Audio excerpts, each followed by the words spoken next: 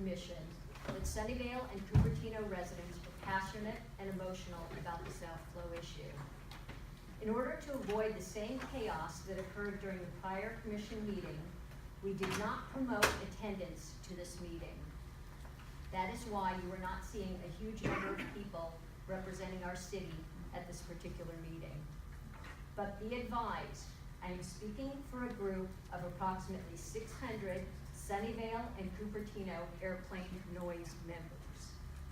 In addition, there is a coalition of cities that is forming, including Mountain View, to deal with the South Flow arrival issue. We are not going away. Robert has already presented some data and information that refutes FAA claims that the flight paths have not changed. Indeed, there is no doubt that the flight paths have changed, and some of this supporting data was provided directly from SJC. In the interest of time, we will send information directly to the members of this commission in the coming weeks, clearly showing that there have been changes in flight paths. San Jose Airport has a vision statement. Here is part of that vision statement. The community will be proud to have the airport in their midst, seeing it as a good neighbor and understanding its benefits to the region. It's a great vision statement. However, based on some recent activity at SJC, perception of this good neighbor policy may be in jeopardy. For example, a previously existing SJC Noise Advisory Committee was disbanded in 2013.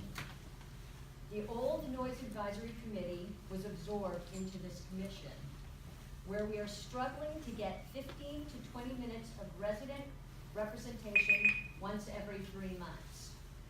The initial SJC letter to the FAA was a good first step. However, the subsequent letter from SJC to the Commission is certainly concerning. That response might imply that SJC will no longer engage in any correction of the South Flow issue. We hope that that is not the case. When you are dealing with a subject that elicits so much passion in an impacted residents, it is important that SJC is perceived as a good neighbor. Open and ongoing cooperative back and forth dialogue is key to solving this issue. This is why our single most important ask is for SJC to create an ongoing SJC roundtable for South Flow arrivals. An ongoing dialogue that keeps communication open and where solutions are discussed and implemented. We can do this together. I know that the FAA controls the flight paths, but as Robert mentioned, SJC can influence many other aspects of the flights, and SJC can definitely help solve the South Flow issue. Let's look at SFO as an example. SFO started a roundtable many years ago, and FAA now joins in discussions with that SFO roundtable. If we build it, they will come. And even if the FAA does not initially come, an SJC roundtable or forum will allow us to work together on solutions that can then be presented to the FAA. It will effectively keep communication open between the residents, the airport, the commission, government officials, and the FAA. It will be a conduit and a good first step. SJC needs to step up to the plate like SFO and form an ongoing SJC roundtable for South Flow arrivals. Working together almost always produces a much better solution and builds cooperation. During the last commission meeting, we asked for an SJC roundtable, and we have not heard any response back to date. But the need for this sort of forum needs to be addressed urgently, not 3 months from now.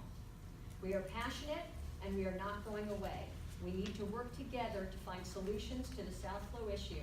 The time for an SJC roundtable or open ongoing forum is now, so that the residents and the San Jose Airport can coexist as good neighbors. Thank you for your time. Thank you. Thank you.